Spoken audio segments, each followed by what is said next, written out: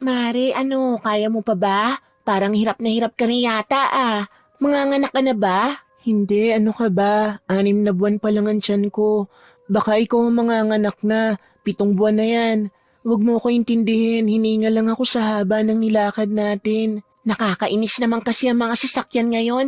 Kung kailan papunta tayong Capiz, saka naman sila mag-iinarte. Beatrice, yung mga driver ng kung anong pampasaherong sasakyan, may mga pinaglalaban yung mga yan. Wala tayong magagawa kung ganun ang ginawa nila ngayon. Ang sisihin natin yung gobyerno. Ang pangit ng sistema nila. Pinigiinitan na naman kasi nila ang mga lumang modelong jeep. Mas maganda naman talaga ang mga bagong sasakyan na gusto ng gobyerno.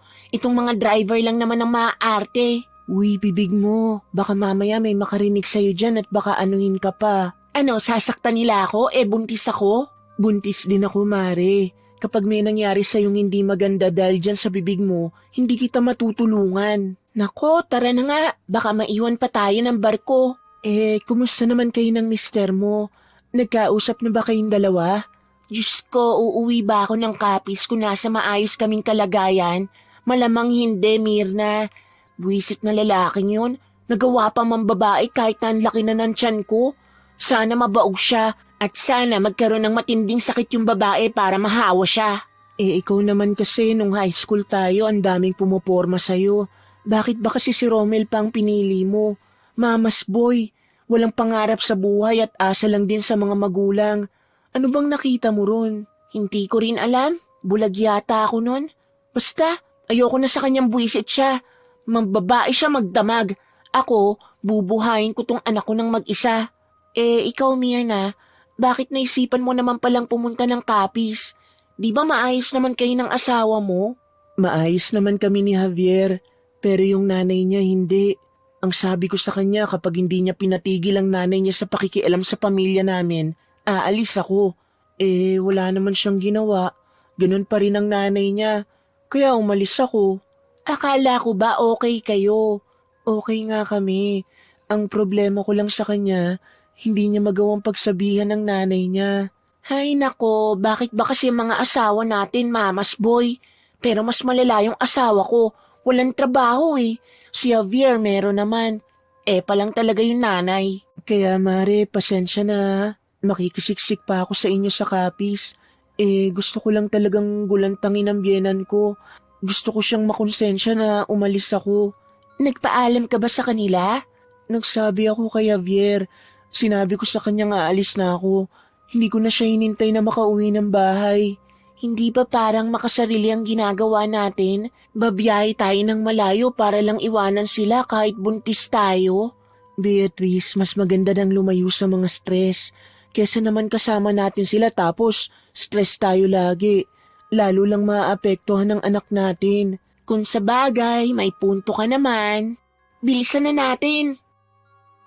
Kahit na parehong malaki na ang tiyan ng magkumaring Bea at Mirna, sumakay pa rin sila ng barko para lang takasan ng mga taong nagdudulot sa kanila ng sakit ng ulo. Ang tanging gusto lamang nila, maging mapayapa ang kanilang utak bago man lang sila manganak. Wala na silang pakialam sa iisipin ng mga iniwan nila. Punong-puno na rin kasi sila. Wala na silang pasensya. Ubos na ubos na. Ang tanging iniisip na lamang nila ay isalba ang natitirang kakarampot na kapayapaan na meron sila. Dahil pareho namang may pera at nakakaluwag, nakakuha sila ng sariling kwarto para mas komportable silang dalawa.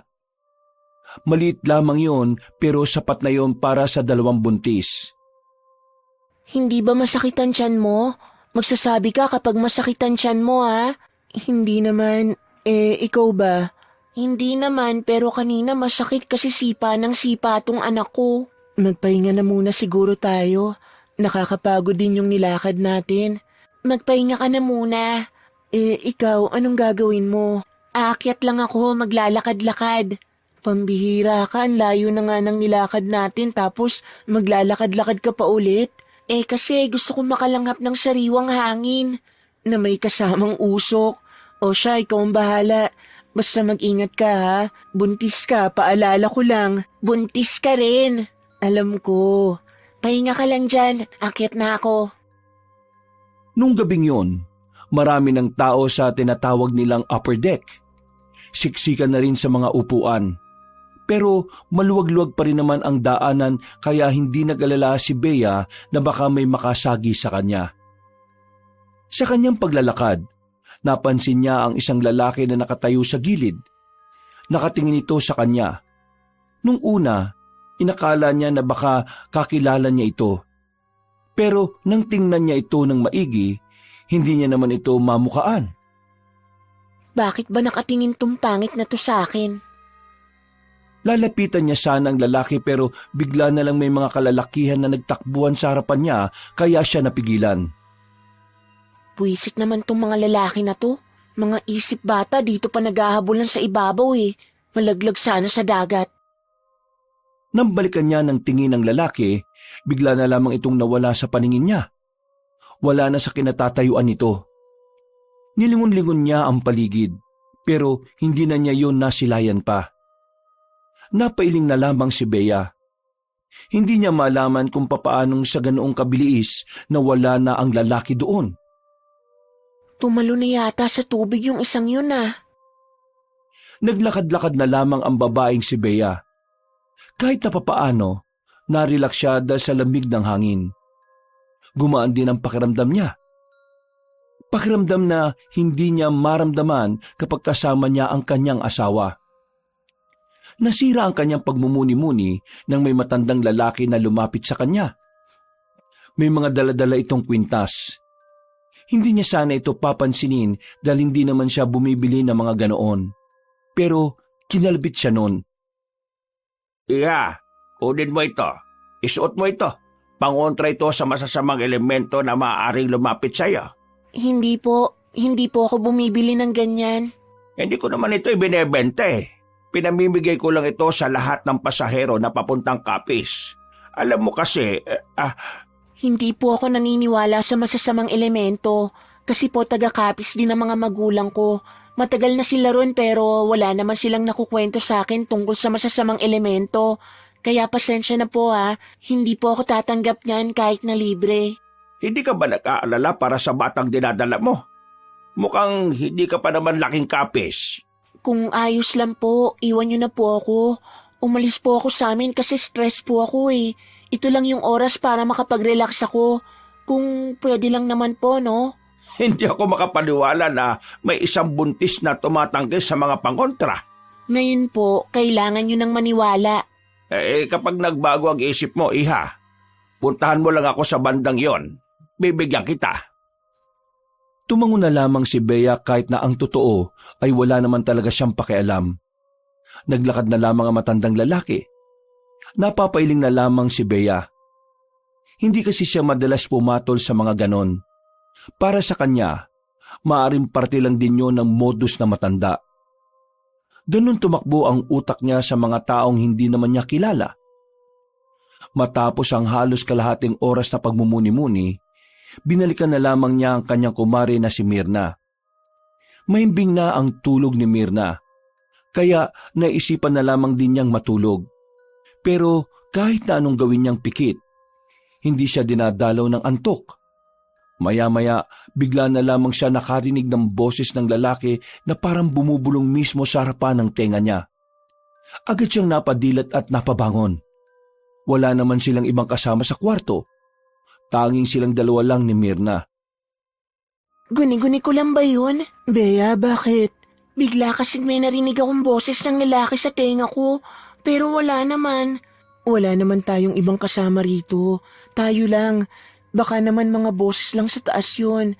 Marami pa rin yatang gising sa upper eh. Baka nga siguro. Oh, bakit ka pala nagising? Masama ang panaginip ko eh. Ha? Binangungot ka?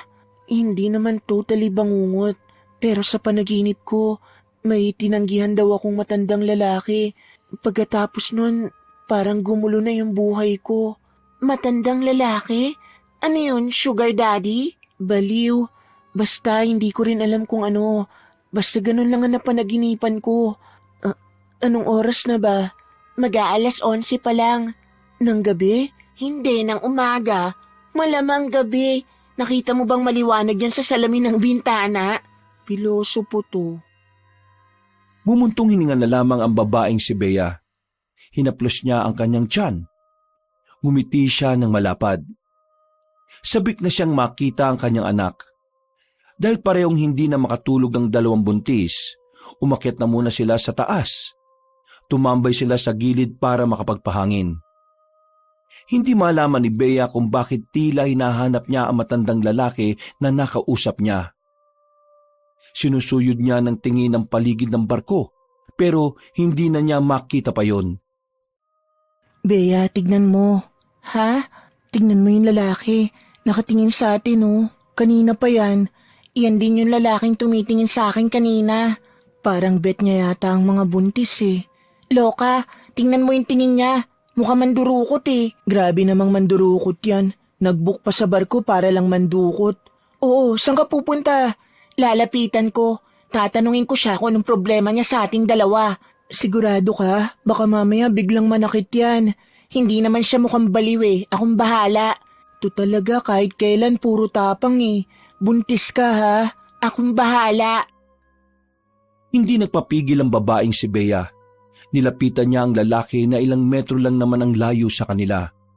Paglapit niya, nung una ay parang hindi pa siya nito naririnig, kaya naman tinapik niya ito ng malakas sa balikat. Anong atin, kuya? Ha? Bakit? Kanina mo pa kami tinitingnan. Kanina rin nung ako lang mag-isa. Tinitingnan mo ko. May problema ka ba sa amin? Wala akong problema sa'yo. Hindi ba kayo pwedeng tingnan? Oo, hindi. Parang nakakabastos ka eh. Sa lakas ng boses ni Bea, napapatingin na sa kanila ang ibang naroon. Pero parang wala lang pakialam ang lalaki. Nanatili itong kalmado at blanko ang reaksyon ng muka. Type mo ba kami? Mahilig ka ba sa mga buntis? Ano? Oo, gusto ko mga buntis eh. Eh, bastos ka naman pala talaga eh. Hindi nagsalita ang lalaki. Tumingin lamang ito sa kanya. Yung tingin nito, para bang tumatagos hanggang sa kaluluwa niya. Sa hindi malamang dahilan, biglang nakaramdam ng kaba si Bea. Naramdaman na lang din niya na naglilikot na ang sanggol sa kanyang sinapupunan. Samantala, lumapit na rin si Myrna nang mapansing tila nagkakainitan na ang dalawa. Bea, halika na. Huwag ka na makipagtalo pa. Baka makasama pa yan sa bata. Kuya, sa susunod ayusin mo naman ang tingin mo. Nakakabastos kasi kung paano mo kami tingnan eh. At kung may kailangan ka o may gustong sabihin, pwede mo namang sabihin agad. Masarap ang mga buntis eh. Kuya naman, tingnan mo, sabi sa'yo bastos ang isang to eh. Hindi pa man tapos magsalita si Bea, naglakad na palayo ang binata. Parang wala lang nangyari. Kaswal lang ang lakad nito. Kahit ang ibang taong nakarinig at nakakita sa sagutan, nagtataka rin kung sino ang lalaking yon. Kailangan natin siyang i-report sa kapitan ng barkong to o kahit man lang sa mga namumuno dito. Baka mamaya meron pa siyang bastusing iba. Sige, hanapin natin ang management dito. Gigil na gigil ang babaeng si Bea noong mga sandaling yon. Kinausap nila ang mga staff ng barko. Naisumbong na rin nila ang lalaking nambastos sa kanila. Dahil sa galit ni Bea, napilitan ng mga pamunuan ng barko na halugugin ang barko para lang mahanap ang lalaki. Pero sa kasamaang palad, hindi nila yun nakita. Wala rin makapagsabi kung ano ang pagkakakilanlan ng lalaki. Tiningnan na rin nila ang mga listahan ng mga naroon, pero hindi nila matukoy kung sino roon ang kanilang hinahanap. Maraming salamat po. Update nyo na lang po kami kapag nakita nyo na po ang lalaking yon. Tumango na lamang ang mga security sa kanila at naglakad na rin paalis. Si Bea naman, hindi pa rin nawawala ang inis nito. Kung hindi nga lang siya buntis, ay baka sinuntok na niya ang lalaki. Pwisit na lalaking yon. Kapag nakita ko talaga ulit yon, nako! Pero wala na siya rito. Saan naman kaya mapupunta yun? Nagtataka nga rin ako eh. Kasi nung unang beses na ako ang tiningnan niya, bigla na lang din siyang nawala. Hindi ko alam kung paano. Akala ko nga tumalo na siya sa tubig eh. Hinahanap niyo yung lalaking kinakausap niyo kanina. Diyos ko, yan na naman siya. Kilala mo yan? Siya yung nag-aalok ng kwintas kanina. Manong, kilala niyo po ba yung hinahanap namin? Hindi ko siya kilala, pero alam ko kung ano siya. Po, huwag mo nang kausapin. Weirdo yan. Huwag niyo na siyang hanapin. Mas mainam na huwag niyo na siyang lapitan. Bakit naman po? Sabi nang huwag mo nang kausapin yan. Dahil ang lalaking yon ay isang aswang. Manong, moderno na po ang panahon ngayon. Wala naman na sigurong ganun. Moderno? Hindi niyo ba alam na mga kagaya nila nakakasabay na rin sa panahon? Manong, please. Wala kami sa mood ngayon. Huwag niyo na po sanang dagdagan. Hindi ko naman sinisira ang gabi ninyo. Ang sinasabi ko sa inyo ay isang paalala o babala. Tinutulungan ko kayo para makaiwas sa kapahamakan. Lalo na ang sanggol na dinadala nyo. Kunin nyo ang mga kwintas na ito. Suotin ninyo. Dahil kapag suot nyo ito, hindi na kayo malalapitan pa ng aswang. Didistansya na siya sa inyo. Manong naman, sinabi nang wala kami sa mood para sa mga ganitong bagay eh. Ano bang hindi maliwanag sa sinasabi namin? Teka. Bakit nyo sinisigawan ng lolo ko? Lolo mo to? Oo, bakit? Pagsabihan mo naman tong lolo mo na wag niya na kaming guluhin gamit ang mga kwintas na sinasabi niya. Kasi masama na ang gabi namin. Pasensya na kayo kung inaalo kayo ni lolo ng mga dala niyang kwintas. Albularyo ang lolo ko sa Kapis. Galing kaming Maynila. Ginagawa na niya ito noon pa man. Namimigay siya ng mga ganyang bagay sa lahat ng papunta ng Kapis. Kung naabala man niya kayo, pasensya na. Ginagawa niya lang ang tingin niyang makabubuti sa iba. Pero hindi naman tama na sinisigawan niyo yung lolo ko. At tama ba na nanggugulo siya ng 2 buntis na stress na sa buhay? Wala naman akong sinabi na ganun ah. Ang sinasabi ko lang naman, kung ayaw nyo, edi ayos lang. Hindi naman kayo pinipilit eh. Anong hindi pinipilit? 2 beses niya na ako nilapitan para dyan. Wala ka bang lolo o tatay? Para kasing hindi mo alam na minsan normal sa matatanda ang pagiging makulit eh. Kuya, pasensya na. Aalis na lang kami. Pakisabihan na lang din ng lolo mo. Walang ginagawang mali ang lolo ko. Ayaw nyo lang kasi siyang pakinggan eh. Kahit na ang totoo, kapakanan nyo lang naman ang iniisip niya. Pero kung ayaw nyong maniwala, edi sige, walang problema. Pero eto lang sasabihin ko ah. Wag na wag kayong magsisisi na tinanggihan nyo ang inaalok ng lolo ko. Talagang hindi kami magsisisi, kuya, kasi nakakaabala. Dali mo na nga yan, lolo mo, kasi lalo lang nasisira ang gabi namin eh. Gusto ko lang humingi ng paumanhin kung nakukulitan kayo sa akin. Pasensya na at naabala ko kayo. Wala akong ibang intensyon kundi ang kaligtasan lamang ng inyong mga anak. Hindi ko na kayo pipilitin pa kung ayaw nyo akong paniwalaan at pakinggan. Pero kung sakaling mangailangan kayo ng tulong, nandun lang kami sa dulong banda. Tara na lo, huwag na kayong magmagandang loob sa mga taong mga masasamaang ugali. Anong sinabi mo, kuya? Wala akong naririnig. Kalalaki mong tao, papatol ka sa babae? Ikaw nga, walang galang sa matanda eh. Baka hindi ka napalaki ng maayos na magulang mo, no? Halata naman sa height eh. Good luck na lang sa batang isisilang mo. Sana hindi niya manahin ang ugali mo. Baka ikaw ang hindi napalaki na maayos. Beatrice, tama na. Kuya, sige na. Umalis na kayo. Lalong nanggigil si Bea ng mga sandaling yon. Hindi nito inakala na may makakatapat siya at may taong iinsulto sa kanya. Huminga na lamang siya ng malalim. Pilit niyang ikinakalma ang kanyang kalooban. Ayaw niyang madagdagan pa ang stress niya, kaya sinubukan niyang palagpasin ang nangyari. Beatrice naman, alam mo nang hindi tayo pwedeng ma-stress. Talagang nakipagsagutan ka pa rin sa lalaking yun. Paano kung may masamang mangyari sa anak mo? Mag-isip ka nga. Anong gusto mong gawin ko? Hayaan ko na lang na ganon? Beatrice, hindi naman tayo inaargabyado ng matanda. Kinausap lang tayo. Masyado ka lang talagang emosyonal kaya iritado ka. At kinakampihan mo pa yung maglolo na yon? Hindi ko sila kinakampihan. Pero hindi rin naman kasi tama na sigawan mo yung matanda. Ang dami pang nakakarinig. Paano kung lolo mo ang ginanon? Di ba magagalit ka rin? Umirap na lamang si Bea. Hindi pa rin niya matanggap na sa mga pagkakataong yon ay may ginawa rin siyang hindi tama. Napapailing na lamang sa kanya si Mirna. Nung sandaling yon, nanatili na lamang sila sa kanilang kwarto. Pero hindi pa rin sila dinadalaw ng antok. Sorry na, inis lang talaga ako. Wala ka namang kasalanan sa akin kaya huwag kang mag-sorry. Ayoko lang na nagpapaka-stress ka pa. Nakakainis kasi ang mga tao ngayon. Halos lahat wala sa ayos. So, pati ako? Siyempre hindi ka kasama. Kaya nga halos lahat lang, di ba? Ang mabuti pa, pilitin na lang nating makatulog. Anong oras na rin eh. Masama sa atin ang nagpupuyat. Tumango na lamang ang babaeng si Bea. Ipinikit na niya ang kanyang mga mata.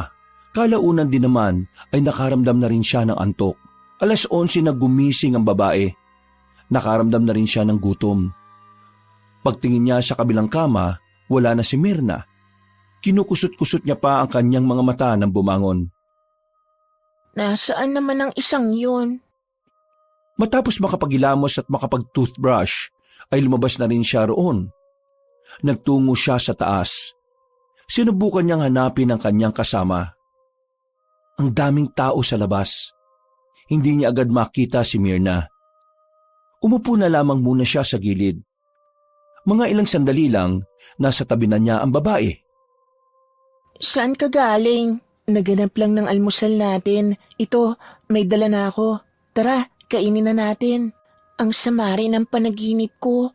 Buwisit kasing matanda yun eh. Pati tuloy sa panaginip ko pumasok. Ano ba yun? Aswang-aswang din. Ha? Aswang din? Bakit? Nanaginip ka rin ba? Oo. Ano bang panaginip mo? Nasa bahay na raw ako tapos may umaaligid na lalaki sa labas. Tapos nung gumabi, nakita ko siyang nakaupo sa balon namin. Bea, yung bahay niyo ba meron talagang balon? Oo, bakit? Kasi yung panaginip ko, nandun na daw tayo sa bahay niyo. Tapos nakita ko sa panaginip yung balon. We, Oo nga, dun sa panaginip ko yung bahay niyo may taniman ng kamatis at iba pang mga gulay ano. Tama ba? Hindi ko lang maalala kung sa kaliwa o sa kanan. Pero tingin ko parang sa gilid lang talaga siya. Hindi na muna nakapagsalita ang babaeng si Bea. Medyo kinilabutan siya. Hindi pa naman kasi nakakapunta si Myrna sa bahay nila pero tumutugma ang mga sinasabi nito. Isang matibay na indikasyon lang na totoo nga ang sinasabi ng babae. Ano kayang ibig sabihin nito? Baka mamaya may masama itong ibig sabihin.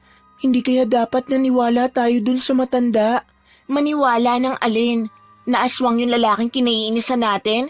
Yung lalaking manyak? Diyos ko, tigilan mo na nga yan, Myrna. Yung panaginip natin, baka nagkakataon lang kasi pareho tayong buntis. Grabe namang pagkakataon yan. Biruin mo, hindi pa ako nakakarating sa inyo pero sa panaginip ko, ganun na ganun yung bahay ninyo. Nako, wag ka na nga lang mag-isip ng kung ano-ano. Kumain na nga lang tayo. Tara na. Pilit inaalis ni Bea sa isipan niya ang halos pagkakapareho ng kanilang panaginip. Pero sa totoo lang, kinikilabutan din siya. Parang kakaunting kibot na lamang ay unti-unti na rin niyang pagtutuunan ng pansin ang sinabi sa kanila ng matandang albularyo. Huminga ng malalim si Bea. Ngumiti na lamang siya ng pilit. Inisip na lamang niya na matatapos din ang lahat ng kanilang nararamdaman. Mabilis na lumipas sa mga oras. Matapos ang sobrang tagal na biyahe, nakarating na rin sila sa probinsya ng Capiz. Gabi na nang makababa na sila ng pier. Ang daming tao, pahirapan kung makasakay. Ang sabi ni Manong na napagtanungan ko wala na raw masasakyan ngayon. Hanggang 9:00 lang daw kasi ang mga sasakyan ngayon dito eh. Kaya yung iba raw na pasahero kung saan-saan na lang muna matutulog dito. Don't tell me matutulog tayo rito. Wala namang maayos na matutulugan dito, no? Eh wala rin naman kasi tayo masasakyan. Hahanap na lang siguro tayo ng maayos na pwesto. Kahit na nakaupo lang tayo, okay na siguro. Wala ka bang maaarkilang sasakyan dyan? Magbabayad naman tayo. Tingin mo ba may maaarkila tayo eh? Halos lahat dito, ganun din ang hanap. Eh buntis naman tayo, no? Baka naman paunahin nila tayo. Sinubukan ko nang maghanap, pero wala naman silang pakialam kung buntis tayo o hindi eh. Ang malas naman natin. Kung hindi siguro tayo tumagal sa pag-stop over sa pier kanina, eh di sana nakarating tayo rito ng medyo maaga pa. Wala naman tayong magagawa.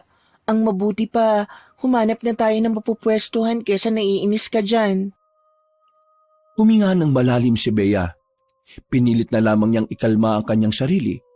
Pero sa totoo lang ay gusto na niyang sumigaw sa inis. Naglakad-lakad sila sa pier. Wala silang makitang maayos na pwesto. Nauna na sila ng iba. Hindi na alam ni Bea kung ano ang gagawin nila. Stress na siya. Maya-maya pa, biglang lumapit sa kanila ang maglolo. Ang maglolong nakausap nila sa barko. Pasensya na kung mga abala ulit ako mga iha. Pero wala ba kayong masasakyan? Hinawakan ng Mirna ang kanyang kamay para hindi na mainis pa. Pero kalmado na siya sa mga sandaling iyon. Hindi na rin siya naiinis sa matanda. Yung lalaki naman nakasama nito lang ang kinaiinisan niya. Wala nga po kaming mahanap. Hindi po namin inakalang kapag ganitong oras pala wala na masasakyan dito. Matagal-tagal na rin kasi nung huling pumunta si Bea rito. May hinihintay kaming sundo eh. Kung gusto nyo, sumabay na lang kayo sa amin. Hindi maganda na nasa labas kayo ng ganitong oras. Pero lo, alam niyo naman yung nangyari nung nasa barko pa tayo, di ba? Ayaw nila Apo. Hindi ka ba naaawa sa kanila? Mga buntis sila oh. Mahamog sa labas. Paano kung sobrang layo pala ng tirahan ng mga yan? Mga iha, saan ba ang bahay ninyo? Bea, saan daw? Kahit wag na. Maghihintay na lang tayo dito hanggang umaga. Seryoso ka ba? Ilang oras tayong tatayo rito? Diyos ko, pwede ba? Ibaba mo na nga muna ang pride mo. Wala tayong ibang mahihinga ng tulong. Nagtitiwala ka agad sa kanila, hindi naman natin yan kilala. Hindi naman sila mukhang masama. Sige na, sabihin mo na kung saan. Sasabay tayo sa kanila. Sa San Pablo, Purok 2. San Pablo? Purok 2? Abay, malapit lang din pala sa amin ah. Madadaanan lang namin yon bago kami makarating sa lugar namin.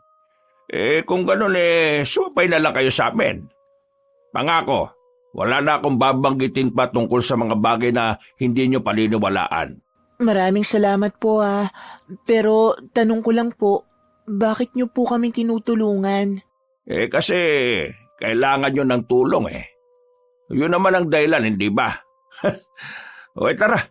Sumama kayo sa amin. Doon natin iintayin yung sasakyan namin. Kahit na ayaw ni Bea, binaba na lamang niya ang kanyang pride. Naisip niya rin kasi na kailangan na rin talaga nilang magpahinga. Dahil kung tutuusin, hindi naman talaga sila pwedeng magbarko sa lagay nila. Pero pinilit lang nila ang mga staff para makaalis na rin. Naglakad sila ng kaunti patungo sa gilid ng kalsada. Nakaupo lang sila sa gilid kung saan merong mahabang upuan na yari sa katawan ng punong nyog. Tahimik lang ang dalawang babae. Pinakikinggan lamang nila ang maglolo. Ano na raw ba sabi ni Weweng? Nasa biyahe na siya kanina pa. Baka mga 5 minuto lang nandito na yon. Yung lalaking pinapahanap nila sa barko, hindi mo na ba talaga nakita kanina? Nakita ko kanina pababa na rin ng barko pero biglang nawala Mailap talaga. Kung nakababa na rin, dapat pala di natin iwan tong dalawa. Sigurado ka ba talaga, Lo? Aswang yung lalaking yun? Ha? Bakit parang hindi ka sigurado? Marunugis ka, di ba? Ba'y dapat alam mo kagad? Lo, parang normal lang naman kasi siya. Malay ko ba sa lalaking yun? Kaya nga dapat hindi nating iwan tong dalawa. Mas maganda sana kasi kung may pangontra sila kaso, wag na nga nating ipilit. Ihatid na lang natin sa kanila. Oh, ayun na pala si Wewing Isang lumang van ang tumigil sa kanilang harapan. Bumukas ang bintana at nakita nila ang lalaking nasa loob. Nakangiti kagad ito. Lo! Ha! Kanina pa ba kayo? Sensya na ha! Ay, di naman. Ngayon lang naman. O, sakay na. Malamig na dyan. Mga iha, tara na. Lo, sino ba sila? Sa bahay ko na lang ikukwento. Basta ngayon kailangan natin silang ihatid sa kanila. Sige. Pasok na. Inalalayan sila ng lalaking si Nathaniel. Hindi nagtagal ay agad na rin silang umandar. Habang nasa biyahe, tahimik pa rin ang dalawang babae. Nakikiramdam at nagmamasid lamang si Bea sa tatlong nasa harapan nila. Ang balita naman sa bahay, baka naman kalat-kalat na naman Hindi Inayos ko na yung mga kalat dun.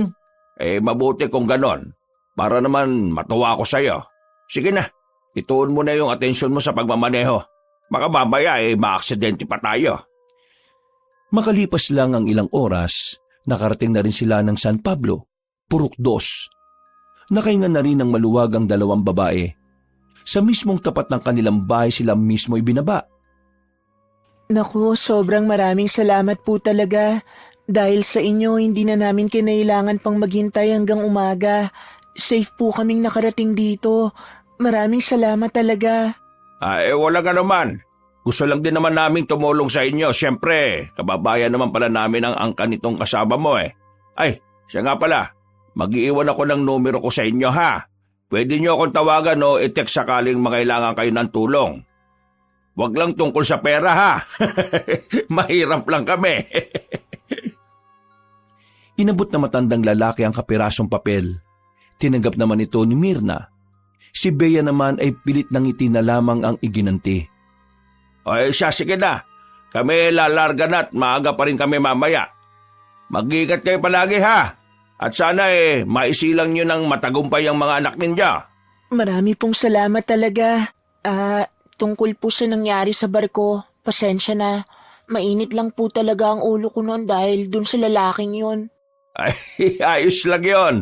Kabisado ko naman ang mga buntis Pabago-bago ang mood. Kaya huwag nyo nang isipin yon. Pumasok na rin ang 3 lalaki sa van. Kumuhay pa ang matandang lalaki bago sila tuluyang umalis. Napabuntong hininga naman si Bea. Akala ko hindi ka magsusorry May konsensya din naman ako, no? Bea, dito talaga ang bahay ng lola mo? Ang laki Sabi ko naman kasi sa'yo may kaya sa buhay ang angkan ko rito. Tingnan mo ang lawak ng bakuran. Pero, nagsabi ka ba sa kanyang darating tayo? Nagsabi ako kahapon. Ang kaso nga lang, hindi naman nag-reply si Lola sa message ko. Kaya hindi ko alam kung alam niya. Sa iba mong kamag-anak, hindi ka nag-message? Hindi ko naman sila close Tara na, pasok na tayo. Natigilan sa sinasabi si Bea na may marinig silang kaluskos sa kabilang parte ng daanan. Nakita rin ni Mirna na gumalaw ang halamanan. Nagkatinginan ng 2 buntis. Pareho sila ng nararamdaman. Bigla na lamang silang kinabahan. Pero nawala lang ang kanilang kaba nang makitang pusa lang pala ang naroon. Kainis namang pusa to. Anong oras na nasa labas pa? Hindi na lamang pinansin ni Bea yon at nauna na ring naglakad patungo sa pintuan ng bahay. Lola! Lola Manay! Nandito na po ang pinakamaganda niyong apo, si Beatrice. Lola! Baka wala dyan ang lola mo. Saan naman pupunta yun? Ito lang naman ang bahay niya. Baka naman makabulahaw tayo. Lola! Nandito na kami! Habang kumakatok si Bea, napatingin si Mirna sa gilid ng bahay kung saan naroon ang puno ng kaimito. Sa hindi malamang dahilan, tila nakakaramdam ng kakaiba ang babae. Nagtindigan ang kanyang mga balahibo. Hindi niya maintindihan kung bakit. Pero isa lang ang sigurado ni Mirna ng mga sandaling yon. Parang may kung sinong nakamasid sa kanila mula sa punong yon. Diyos ka, ikaw na ba yan, Beatrice? Ako na nga ito, Lola. Ito po si Mirna, kaibigan ko. Naku mga buntis to, pumasok kayo, pasok! Pinagandaan agad sila na matandang babae ng masarap na tableya. Binigyan din sila ng makakain at sa sala sila nag-usap-usap. Buntis kayo bakit pa kayo bumiyahe ng sobrang layo? Nako, kung alam ko lang di sana pinasundo ko na kayo kanina. Lola, nag-text din ako sa inyo. Tumawag din ako kaso ang hirap ninyong kontakin. Nako ka, yung cellphone nasira na nung nakaraan. Kaya wala akong ginagamit ngayon. Ayun, hindi ko alam na pupunta kayo. Bakit nga pala kayo nagpunta? Ano bang meron? Ikukwento ko na lang po sa inyo mamayang umaga, Lola. Mukhang naistorbo ko ang tulog niyo Hindi naman. Mababaw lang din naman kasi ang tulog ko Ay, siya nga pala. Eto ang kaibigan mo. Kumari mo ba ka mo? Oo, La. Magkumari kami sa anak din ng kaibigan namin. Kumusta ka naman, iha? Buti naman at sinamahan mo ang apo kong ito. Kasi nakiusap po ako sa kanya na sumama. May problema din po kasi ako sa amin. Alam ko na. Kaya kayo narito kasi tumatakas ba kayo sa stress? Sa asawa yan, ano? Galing mo, La. Sarap mong kurutin. Nagtawanan sila pero maya-maya lang. Tinulungan na sila na matanda na umakyat sa taas. Inihatid sila nito sa magiging kwarto nila. Malaki ang kwarto sa itaas. Malinis din. Saktong-sakto yon para sa kanilang dalawa. Wala nga lang electric fan. Pero masarap naman ang hangin sa labas kaya buksan nyo na lang ang bintana. O ano, ayos na ba kayo rito? Ayos na po kami rito, La. Maraming salamat. Magpahinga ka na po ulit. O siya, sige. Pupunta na ako sa silid ko, ha? Matutulog na ulit ako. Maraming salamat, Lola. Laki ng bintana, Mars. Sara natin.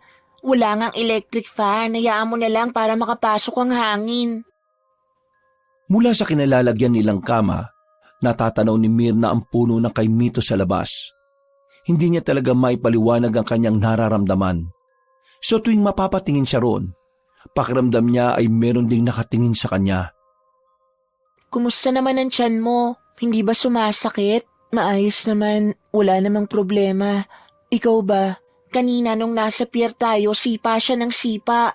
Baka kasi alam na niyang malapit na tayo. Ewan ko ba rito sa anak ko, ang lakas sumipa. Parang kabayo eh.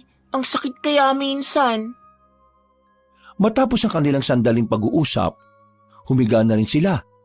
Iisa lang ang kama pero may kalakihan kaya kasyang-kasya naman silang dalawa. Mga bandang 3:00, hindi na naman makatulog ang babaeng si Bea. Pagtingin niya kay Mirna, gising pa rin ito. Uy Mars, namamahay ka ba? Hindi, inaantok na rin ako pero hindi ko magawang pumikit. Bakit? Nakabukas kasi yung bintana eh. Hindi kasi natin pwedeng isara. Baka naman mainit. Pakiramdam ko kasi may nakatingin sa akin mula dun sa punong yun. Yun din palang nararamdaman mo. Ramdam mo rin? Oo, kanina ko pa nararamdaman eh. Ano to, aswang na naman? Naniniwala ka na sa aswang? Hindi. Bakit ako maniniwala? Kasi kung hindi ka naniniwala sa aswang, hindi ka rin maniniwala sa sasabihin ko. Bakit? Ano ba yun? Pakiramdam ko, merong engkanto dyan sa punong yan. Diyos ko, engkanto naman ngayon. Sabi ko na nga ba hindi ka maniniwala eh. Isara mo na nga lang yung bintana para makatulog na tayo. Sinunod na lamang ni Mirna ang kanyang inutos. Maya-maya lang din ay agad na rin silang nakatulog. Kinabukasan, pagdilat ni Bea ng kanyang mga mata ay maliwanag na sa labas. Nararamdaman na rin nila ang sikat ng araw na nanggagaling sa labas. Ginising na ni Bea si Mirna. Sabay na rin silang lumabas ng silid. Pagbaba nila sa sala, nakapagluto na pala ng pagkain na matandang si Manay. Buti naman at nagising na kayo. Heto, nakapagluto na ako ng tanghalian. Tanghalian? Oo, 11:00 na eh. Bakit? Nagtaka lang po ako. Tumitilaok pa rin pala ang manok kahit tanghali na. Oo naman. Hindi mo naman sila mapipigilan kung gusto nila eh. Pwede ko rin po ba kayong tawaging Lola? Ay, oo naman. Bakit naman hindi? Alam niyo po kasi hindi ko po naranasang magkaroon ng lola. Bago ako ipanganak, wala na po ang lolo at lola ko. Bunso po kasi ako eh, kaya hindi ko na sila inabutan.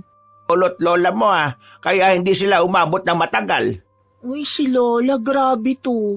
Tama naman si Lola Manay. Yung lolo ko palainom. Si Lola naman malakas manigarilyo, kaya yun, maagang kinuha ni Lord. Masaya silang kumain ng tanghaling yon, kung ano-ano na ang naikwento nila sa matanda. Masigla na sana ang oras na yon kung hindi lamang napunta ang usapan sa mga kababalaghan. Wala ba kayong nararamdaman na kakaiba nang dumating kayo rito? Nagkatinginan ng dalawang buntis. Hindi na nagkaila pa si Bea. Aaminin na niya ang nararamdaman nila ni Mirna. Sa bintana namin, malapit po yung punong kay Mito. Pakiramdam namin may nakatingin sa amin dun.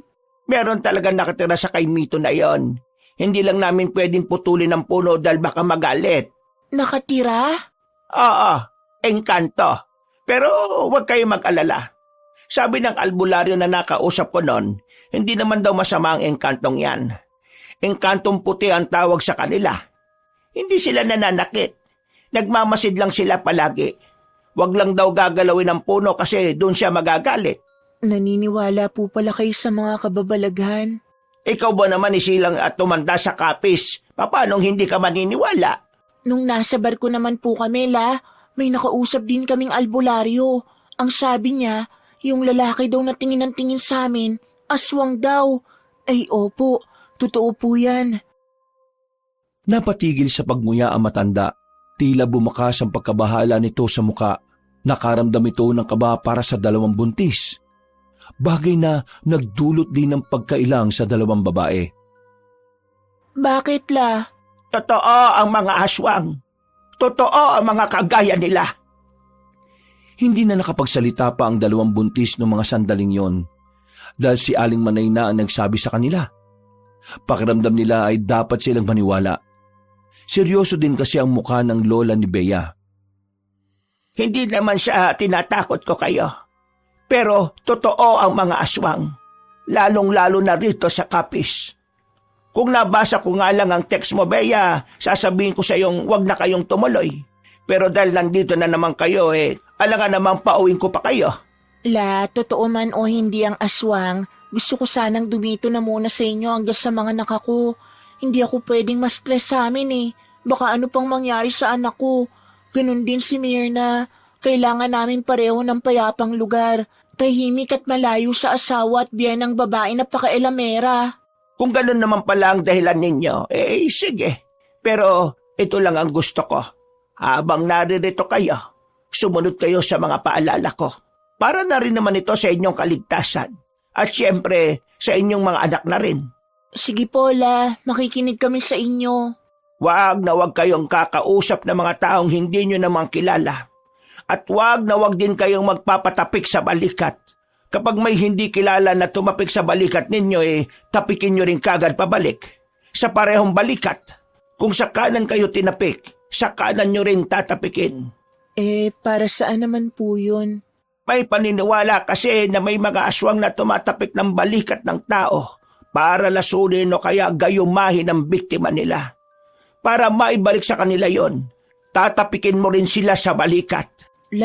Ganun na po ba talaga kalala rito sa probinsya? Hindi naman malala. Ito ay mga paalala lamang para sa mga posibleng mangyari.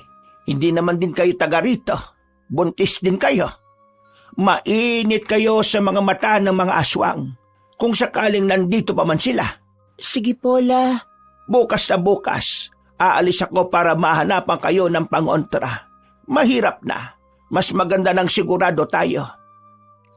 Matapos ang pananghalian na iyon, ay nag-iwan sa kanila ng palaisipan ng sinabi ng matandang babae. Noong mga oras na iyon, hindi nila alam kung sisimulan na nilang paniwalaan ng mga bagay na noon ay hindi nila siniseryoso. Bandang 3:00 ng hapon, naiwan ang dalawang buntis sa bahay. Nakatambay lang sila sa bakuran. Habang nagkukwentuhan, napansin nila ang puno ng kaimito. Mga ilang segundo silang napatingin doon. Nang makaramdam sila ng pagkailang, dito na nila iniwas ang kanilang tingin. Kanina, aswang. Tapos ito namang puno na to, may engkanto. Engkantong puti ba yung sinabi ni Lola? Oo, engkantong puti. Pero alam mo, nung nagpunta rin ako sa probinsya ng mother side ni Javier, may mga naririnig din akong kwento tungkol sa mga engkanto Sige nga, ano yun? Hindi ka ba matatakot kung ikukwento ko? Hindi ko pa nga sigurado kung maniniwala ako Bakit ako matatakot? Di kwento ko na nga lang din. Yung dun sa probinsya nila, may engkanto daw sa tapat ng ilog. Tapos yung buntis na laging naglalakad-lakad, napadpad dun. Tapos, alam mo ang nangyari? Ano? Nadapa. Anong kinalaman ng engkanto dun? Nadapa siya pero may sumalo daw sa kanya. Lalaki, maputi, matangkad, gwapo. Tapos, engkanto pala yun. Alam mo kung anong sunod na nangyari? Nalaglag yung bata kasi gusto ng engkanto na sumama siya sa mundo nila. Ang kaso tumanggi siya. Ginantihan yung bata. At yan base sa kwento ng mga kamag-anak ng asawa mo? Oo, Maniniwala ka dun sira ulo nga yung biyenan mong yun basta ganun daw yung nangyari. Bea, tingin mo, hindi naman siguro mangyayari yun sa atin, no? Lalo na meron palang engkanto dyan sa punong yan. Nagkibit-balikat na lamang si Bea sa sinabi ni Mirna. Dahil wala naman na silang magagawa sa labas at hindi pa rin naman nakakabalik ang matandang babae, pumunta na lamang sila sa loob. Nanatili lang si Bea sa sala, habang ang babae namang si Mirna ay nagtungo sa kanilang silid. Naiwan siyang mag-isa sa sala. Abala lang siyang nanunood ng TV nang biglang may marinig siyang sitsit. Hindi niya alam kung saan yun nanggagaling. Akala niya pa nga nung una ay nagkakamali lang siya ng dinig. Pero paulit-ulit lang ang sitsit. Habang tumatagal pa nga, mas lumalakas. Hindi na nakatiis pa ang babae. Tumayo na siya at sumilip sa labas. Wala naman siyang nakitang kung ano. Kahit na alam niya sa sariling hindi na normal ang nangyayari, pinagsawalang bahala pa rin niya. Kinagabihan, Ay nako, pasensya na kayo't ginabi na ako ng uwi. Ang dami ko pa kasing siningil. Yung iba pahirapan pang magbayad. Pero may mga binili akong pagkain dito. Masustansya ito para sa mga kagaya niyong buntis. Nagluto na rin pala ako, para kakain na lang. Ay nako, masarap ba niluto mo? Masarap pong magluto yan si Bea. Eh mukhang may makakatalo na ng mga luto ko agad silang nagsalo-salo sa hapagkainan ng mga sandaling yon. Masaya ang kanilang hapunan. Ikinuwento ni Aling Manay ang lahat ng naranasan niya sa buong maghapon. Pagkatapos ng hapunan, si Bea na ang nagkusang maghugas ng plato, habang si Mirna naman ang naglinis at nagwali sa sala. Aray ko! Oh, bakit Bea? Masakit ba ang tiyan mo? Oo, pero ayos lang ako. Yung sipa ng anak ko parang galit Diyos ko, nataranta ako sa'yo. Akala ko kung ano na. Pero alam mo, pareho tayo. Ganyan din sumipa ang anak ko Pansin ko mula nang dumating tayo rito. Hindi sila mapakali. Sipa sila ng sipa. Baka kasi nahanap na nila ang tatay nila. Naalala ko na naman si Romel. Nabubwisit ako sa mukha Naku, wag mo nang isipin. Mas lalo ka lang maiinis Sige na, tapusin na natin ang mga ginagawa natin. Mabilis na lumipas ang mga oras. Oras na rin ang kanilang pagtulog. Habang nagpapantok at nagbabasa ng pocketbook, bigla nilang naramdaman na parang may mabigat sa bubungan. Nung una ay nagkatinginan pa sila, pero nang marinig nilang tila naglalakad na yon, napabangon na ang dalawang buntis. Uy, Bea, mukhang totoo nga mga aswang Ano ka ba? Kumalma ka nga. Sumunod ka sa akin. Saan naman tayo pupunta? Gigisingin natin si Lola, tara. Marahan ang ginawa nilang pagakbang para hindi sila marinig kung sino man ang nasa bubungan. Pero ang hindi nila alam, amoy na amoy ng nilalang ang kanilang dinadalang sanggol. Lola, gising ka pa ba? Bea, bukas naman yung pinto. Itinulak nila ang pinto at nakita nilang mahimbing na ang tulog ni Aling Manay. Pero kahit na ganon, sinubukan pa rin nila itong gisingin. Pero nadismaya lamang sila nang hindi yung tumutugon. Nakita nila ang bote ng lambanog na kalahati na ang bawas. Malas, uminom pala si Lola. Anong gagawin natin? Dito lang tayo sa loob. Alangan namang lumabas pa tayo. Dito na lang tayo sa kwarto ni Lola Manay. Siniguro nilang nakasarado ang lahat ng bintana sa sala, pati na rin sa silid na matandang babae. Maya-maya pa, naramdaman na lamang nila na parang meron ng naglalakad sa sala. Hinawakan ni Bea ang kamay ni Mirna para mabawasan ang takot nito. Kahit na papaano ay kumalma rin naman ang babae. Samantala, naglakas loob naman si Bea na sumilip sa maliit na butas sa pintuan. Hindi niya inaasahan ang kanyang nakita. May isang lalaking nakatalikod sa sala. Nakaharap lang yon sa pintuan. Maya-maya lang ay marahan itong humarap. Nakilala ni Bea kung sino ang lalaking yon. Ito ang lalaking bumastos sa kanila sa barko. Totoo nga. Totoong sinasabi ng matandang yon. Aswang yung lalaking yon. Ha? Dito ka lang. Teka, anong gagawin mo? Papalayasin ko yung lalaki. Nababaliw ka na ba? Ikaw nga rin ang nagsabi. Totoong sinasabi ng lalaking albularyo. Tapos lalabas ka? Paano kung lapain nun ng tiyan mo? Kung hindi natin siya papaalisin, hindi tayo makakaalis dito. Mas maganda nandito lang tayo. Ang mahalagay, ligtas naman tayo rito. Itinikom na ni Bea ang kanyang bibig nang makitang naglakad na ang lalaki palapit sa pintuan. Umalis na sila roon at tumabi sa gilid ni Aling Manay. Kinuha ni Bea ang bote ng lambanog. Yun ang tanging bagay na tingin niya ay makakapagligtas sa kanila. Alam ko nandiyan kayo. Huwag niyo na akong pahirapan. Hinahanap ko kayo halos isang araw. Tumigil ka! Kung ano ka man, wala kaming pakialam. Kapag sinubukan mong pumasok dito, ipapalo ko sa itong bote na to. Amoy na amoy ko ang sarap ng sanggol. Nababaliw ako sa sarap eh. Sobrang nababaliw na ako. Kaya naman, lumabas na kayong dalawa dyan. Kapag hindi kayo lumabas, wawasakin ko ang pintuang ito. Bea, anong gagawin natin? Diyos ko. Yung numero ng albularyo, nasa kwarto natin. Malas, hindi mo ba matandaan? Hindi eh. Narinig na lamang nila ang gumagalaw-galaw na ang doorknob ng pinto. Indikasyon na nagsisimula ng tangkay ng lalaking aswang ang kanilang kinalalagyan.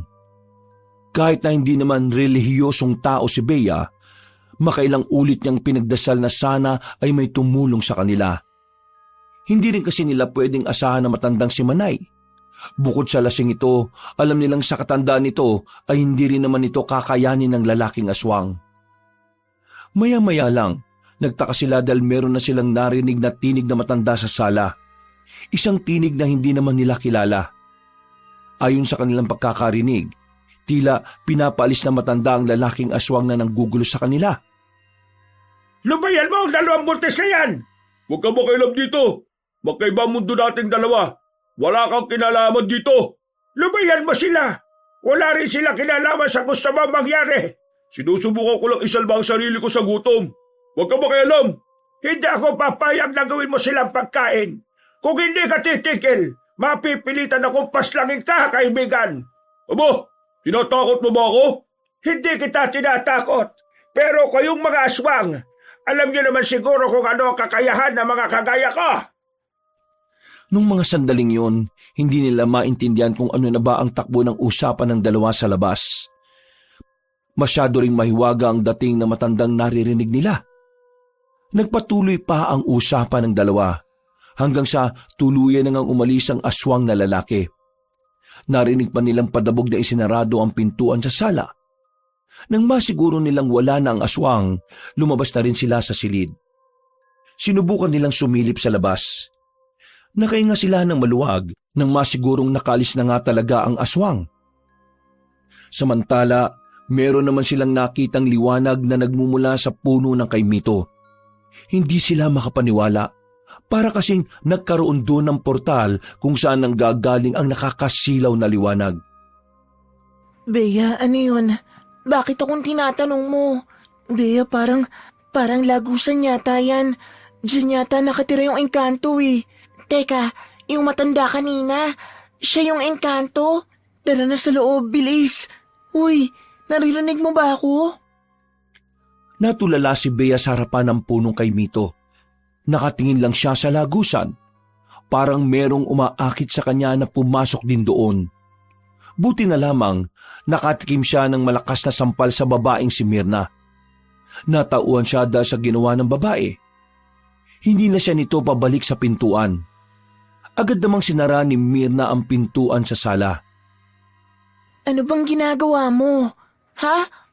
Ginagawa ko? Beatrice, hindi mo ba alam na malapit ka nang pumasok doon sa lagusan? Ako? Papasok doon? Oo, tingin ko na ano bang tawag doon? Yung wala ka sa sarili? Na-hypnotized ako? Oo, gano'n na nga. My God! Nahaplos na lamang ng babae ang kanyang tiyan.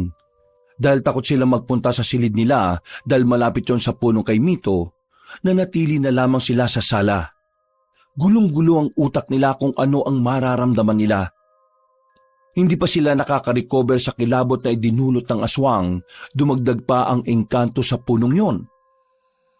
Tingin ko ikaw ang gusto ng engkanto, tapos tayong dalawa naman ang gusto ng aswang. Diyos ko, ano ba nangyayari sa buhay natin? Tingin mo, kakailanganin ba natin ng tulong ng albularyo? Mamayang umaga, tatawagan na natin sila. Hindi ako makapaniwala. Totoo pala talaga sila.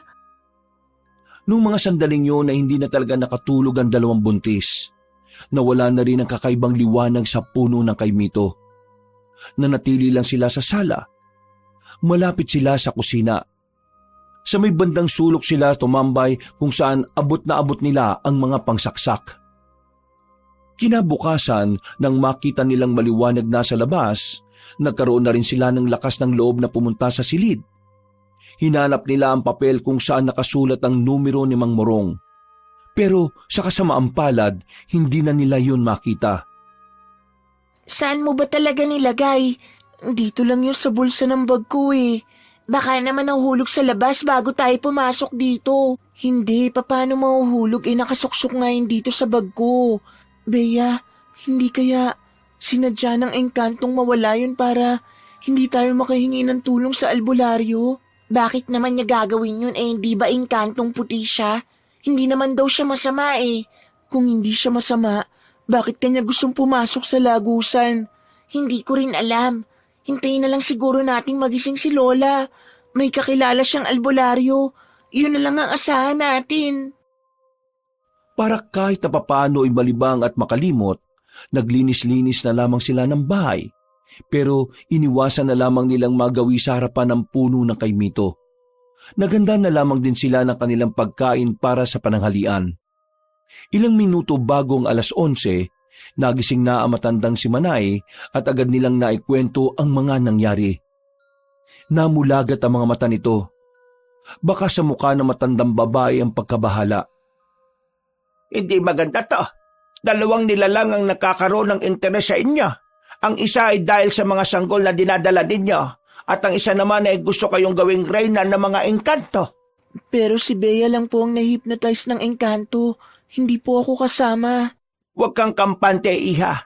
Sabi sa libro, ang mga matatandang engkanto ay mahilig. Hindi sila nakokontento sa iisang asawa lang.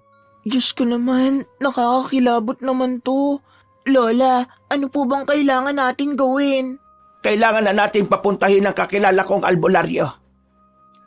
Alauna na nang dumating na ang albularyo sa kanilang bahay. Pagkakita ni Bea at Mirna sa albularyo, ay nagtaka sila dahil nakilala nila yon. Kasama pa na matandang lalaki ang dalawa nitong apo, si Nathaniel at Wengweng. Hindi ko nakala na apo mo pala itong dalawa. Yung isa lang. Yung isa kasi dyan kaibigan niya pero parang apo ko na rin. Nagkakilala na ba kayo? Ay oo, kasama ko sila sa barko. La, sila yung sinasabi ko na nagsabi sa amin na yung lalaking bumaso sa amin aswang pala. Aling Manay, siniguan niya po ang lolo ko nung nasa barko kami. Nathaniel, hindi yun ang usapan dito Manay, wag mong pansinin yon. Pagtuunan natin ng pansin ang mga problema dito. Ngayon mga iha, ikwento nyo sa akin kung ano nangyari. Nung dumating pa lang kami dito, yung oras na inatid nyo kami, nakaramdam na kami ng kakaiba sa punong kay Mito na yun. Pakiramdam namin, may nakatingin sa amin. Tapos kagabi lang may lalaki naglalakad sa bubungan namin. Pero kalaunan, namalayan na lang namin na nakapasok na siya rito sa bahay. Siya yung aswang, yung lalaking nambasto sa amin sa barko. Nagawa niya kaming sundan dito. Muntik niya na kaming mabiktima pero habang nasa loob kami ng kwarto ni Lola Manay, narinig namin na may isa pang matandang lalaki nagsalita. Malumani ang boses, parang ang bait-bait kong pakikinggan. Pinagbantaan niya yung lalaking aswang. Natakot yung aswang at umalis. Pag-alis ng aswang, akala namin wala ng problema. Lumabas kami ng kwarto. Mula rito sa sala, Nakikita namin yung malakas na liwanag na nanggaling sa labas. Nang tingnan namin, nakita namin yung puno ng kaimito na may lagusan. Doon galing yung liwanag eh. Tapos hindi ko na alam ang sumunod na nangyari. Paano hindi mo alam? Wala ka nang maalala pagkatapos doon? Bigla na lang po kasi siyang nawala sa sarili. Naglalakad na siya palapit sa lagusan. Kung hindi ko pa po siya sinampal, hindi pa siya magigising sa katotohanan. Tapos ayun po, hinila ko siya pabalik dito sa sala. Morong, ano sa tingin mo nangyayari? Tama ang sinasabi mo, Manay. Pinag-aagawan sila ng dalawang nilalang. Gusto ng engkanto na kunin ng dalawang buntis, pero hindi para gawing asawa. Yung anak ng dalawang babaeng ito ay maaaring gawin niyang prinsipe ng Biringan. Bingihan? Biringan, hindi bingihan. Biringan, biringan. Ano po ang biringan? Ang Biringan ay ang pinaniniwalaang mundo ng mga engkanto. Minsan, nagbubukas ang lagusan ng Biringan para kumuha ng mga tao. Kapag lalaki, ginagawa nilang alipin. Kapag babae, ginagawa nilang asawa. Pero kapag bata, ginagawa naman nilang tagapagmana. Anong pwede nating gawin ngayon, Morong? Dalawa problema natin. Kailangan nating isipin din ang lalaking aswang na nanggugulo sa kanila. Mabangis din yon, at maaari din silang mapahamak sa isang yon. Pero huwag kayo mag-alala. Itong si Nathaniel, isa siyang manunugis. Trabaho na niyang humanap ng aswang dito sa kapis at tutugisin niya. Dalawa sila nitong si Weweng. Sa kanila natin ipapaubaya ang paghahanap sa aswang. Habang ako naman, etong engkanto ang poproblemahin ko. Kung umuwi na lang po kaya kami, Lola Manay, yun din ang naiisip ko, Lola. Hindi. Wala ring saysay kung uuwi kayo. Bakit namang walang saysay? Hindi na nila kami masusundan doon. Ang kay Mito ba na yan, sasakay din ng barko para makasunod sa amin? Hiya, mali ka ng pagkakaunawa. Ang lagusan ay hindi nakadikit sa punong yon. Ang lagusan ay pinaghalo-halong negatibong enerhiya na nabubuo dahil sa lakas ng gumagamit nito. Ibig sabihin, kahit saan, kahit kailan, pwedeng lumabas ang lagusan. Kung uuwi kayo sa inyo, maaring makaiwas na kayo sa aswang. Pero sa engkanto, hindi. Susundan at susundan niya kayo. Isa pa, ang mga engkanto ay gumagamit din ng itim na salamangka. Kaya kaya nilang manipulahin ang panaginip nyo para lang mabiktima kayo. Makinig kayo sa kanila. Matagal ko na silang kilala. Subok na ang serbisyo nila. Manay, dito na muna ako ng ilang araw para mas mabantayan ko ang nangyayari. Ayos lang naman sa akin kung matutulog ako rito sa sala. Hindi ko kasi pwedeng iwan ang kasong ito, lalo na't engkanto ang kalaban. Mahirap kalaban ng engkanto, Manay. Alam mo naman yan. Wala namang problema, Morong. Basta gawin mo ang lahat ng makakaya mo para protektahan itong dalawang buntis na ito. Dalawang apo ko ang nakasalalay dito at ang mga anak nila. Huwag ka mag-alala. Gagawin ko ang lahat. Mamayang 6:00, susubukan kong kausapin ng maayos ang engkanto. Kailangan ko lang ng prutas at alak para may alay sa kanya. Nathaniel at Weweng, kayong dalawa, susuyurin niyo ang lugar. Maglagay na rin kayo ng mga pangontra sa labas. Kayo naman mga iha, siguro naman makikinig na kayo sa akin ngayon. Kailangan niyo na itong suotin. Binigay na matanda ang 2 kwintas. Binigyan din ito si Aling Manay. Agad naman nila itong isinuot. Kahit na papaano, naging panatag ang kalooban ni Bea. Kinukumbinsi niya ang sarili na maililigtas sila ng mga pangontrang yon. Para lang po ba sa aswang ang pangontrang to? Oo, para lang sa aswang.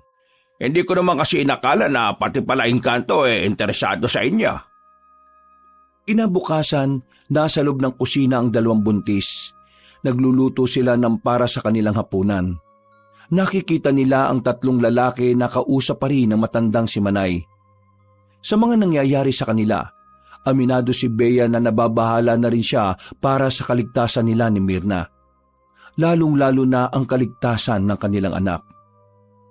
Tingin ko kasalanan ko ang lahat ng to. Bakit mo naman naging kasalanan? Kung ano-ano na namang iniisip mo. Kung hindi tayo nagpunta rito, wala sanang aswang, wala sanang engkanto. Nadamay ka pa. Ano ka ba naman? Choice ko naman na sumama sa'yo. Isa pa, wala namang may gusto nang nangyayari. Lahat tayo hindi alam na mangyayari to. Pero hindi mo pa rin maikakaila na dahil sa pagpunta natin dito, nalagay ang buhay natin sa alanganin. Pambihira naman kasi. Wala naman kasi yung kay Mito na yan nung bata pa ako eh. Bata ka pa nun, Beatrice. 30 ka na ngayon. Ang tagal na nung huli ka nakarating dito. Kumusta naman ang tiyan mo? Tingin ko malakas ang anak ko. Sa lahat ng stress na dinadanas natin ngayon, ayos na ayos lang siya. Mas nakaka-stress pa yata to kaysa sa mga asawa natin eh. Naku, malalagpasan din natin to.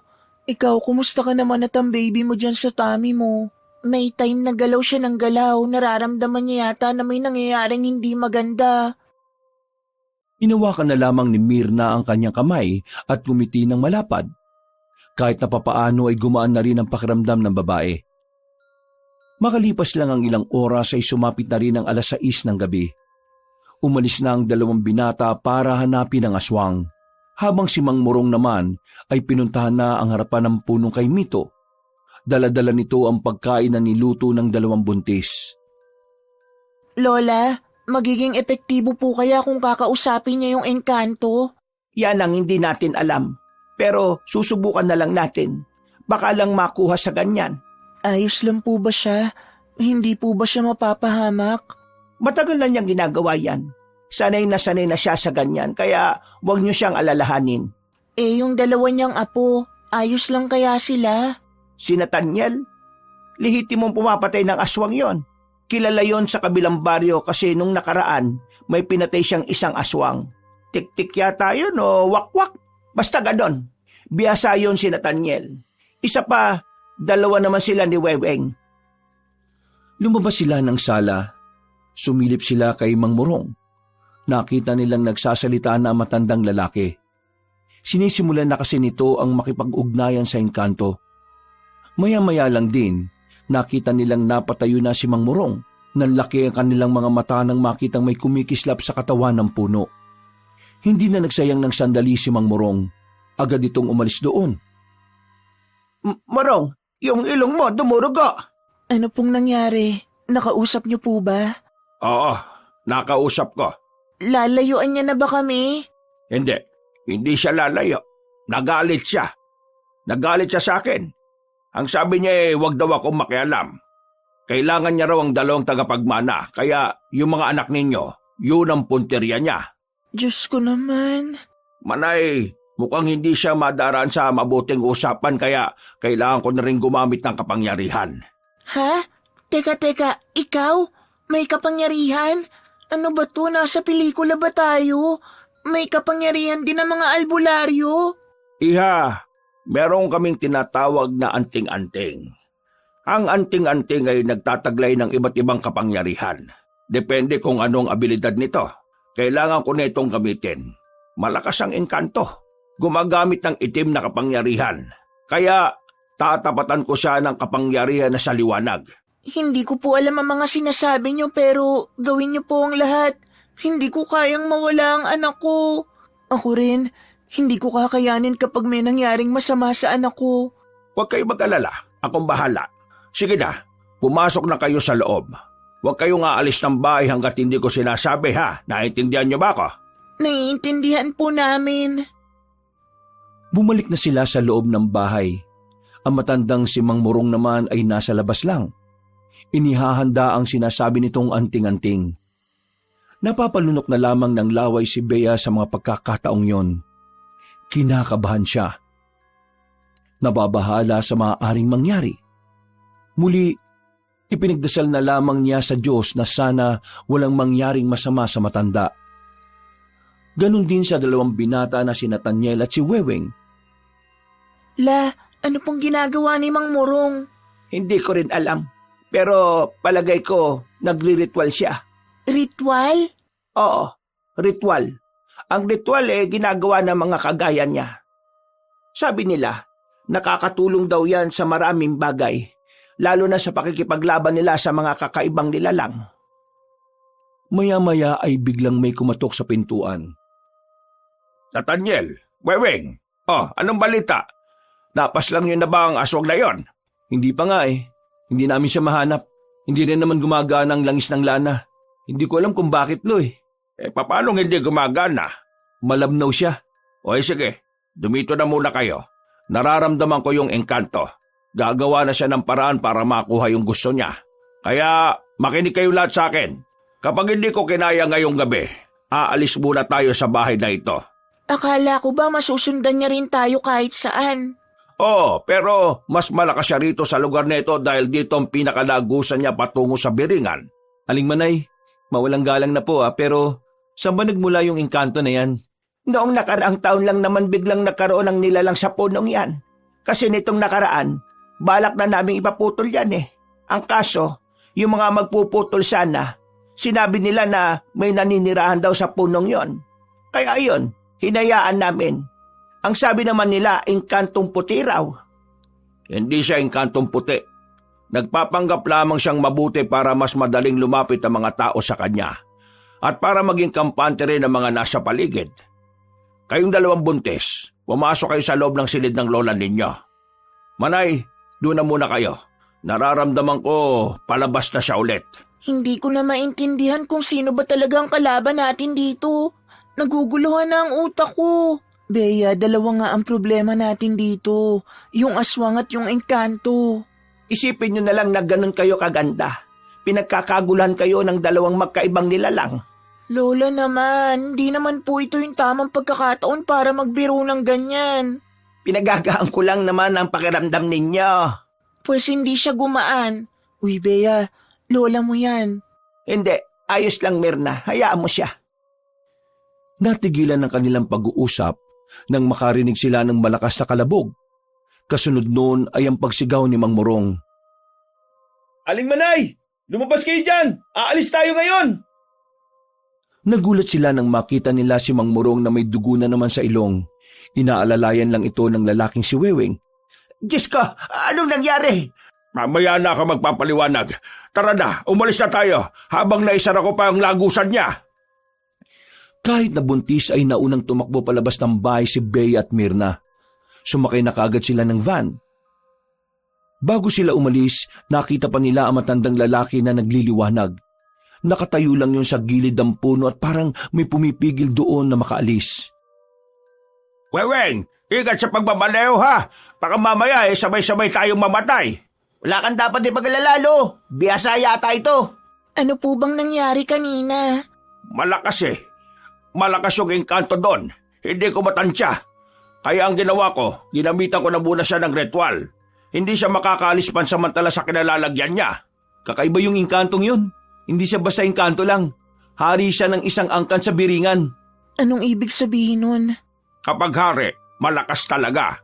Mas marami siyang kayang gawin kumpara sa pangkaraniwang engkanto. Saan ang punta natin ngayon ito, Morong? Doon na muna kayo sa amin. Huwag kayong mag-alala. Hindi makakalapit doon ang engkanto. Balwarte ko yun eh. Paano kung sa biyahe natin bigla na lang siyang lumitaw? Hindi siya kasing lakas kumpara nung nandun siya. Kasi wala na siya sa teritoryo niya. Bumuntong hininga na lamang ang babaeng si Bea. Naramdaman na naman niya ang malakas na pagsipa ng kanyang anak sa tiyan niya. Halos mamilipit siya sa sakit.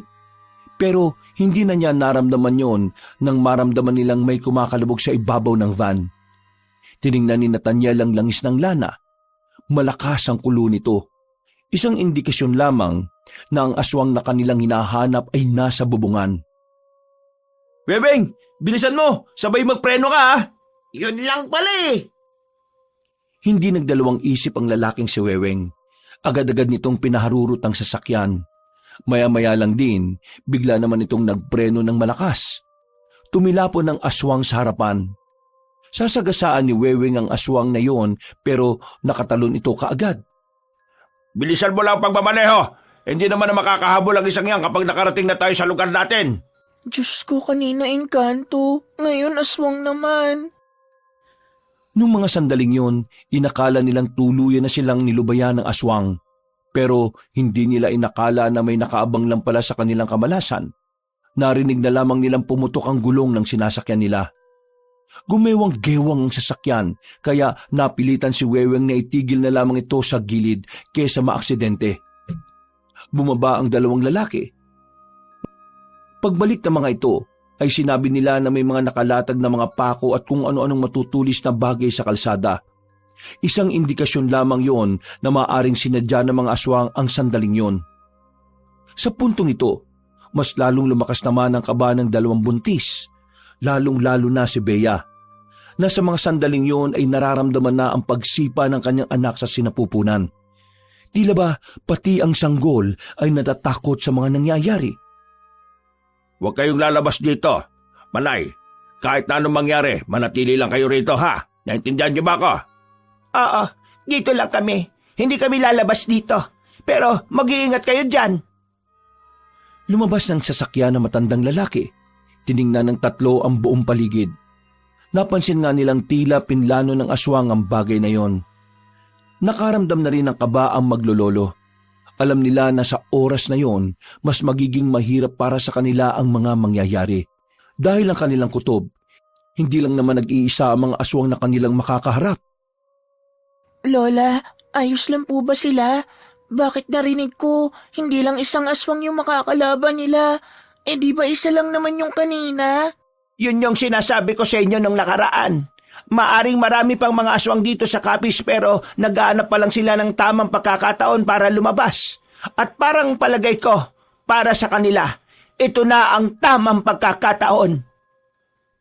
Halos 2 minutong tahimik lang ang paligid. Ang tanging maririnig lamang nila ay ang mga kuliglig sa paligid. Mga ilang sandali lang, nakita na rin nilang may mga aswang nang lumabas mula sa likuran ng nagtataasang puno.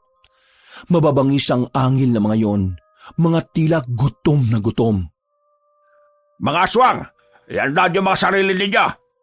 Ito na naman tayo. Kayang-kaya natin to.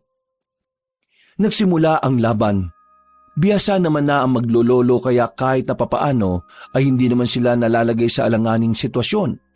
Kayang-kaya nilang palaga ng mga aswang kahit itak lang ang kanilang gamit.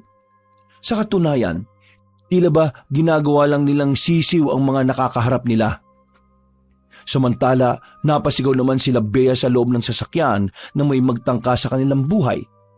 2 aswang ang nakalapit doon. Pilit na binubuksan ang pinto. Pilit na binabasag ang salamin. Lola, Diyos ko, anong gagawin natin? Naku po, Diyos ko. Huwag kayong mataranta. Mas lalo lang kayong mahihirapan kapag natataranta kayo. Dumami ang mga aswang na nakapalibot sa sasakyan. Noong mga sandaling yon, mabuti na lamang binalikan sila ni Nathaniel. Pinagtatataga ng binata ang mga aswang na yon, dahilan para magpulasa ng mga nilalang. Kailangan na natin makalis dito. Seryoso ka ba? Aalis tayo? Ang daming aswang dyan sa labas. Mas mahirapan tayo mamaya kapag mas dumami pa sila. Kaya habang kakunti pa lang, kailangan na nating lisanin ang lugar na ito.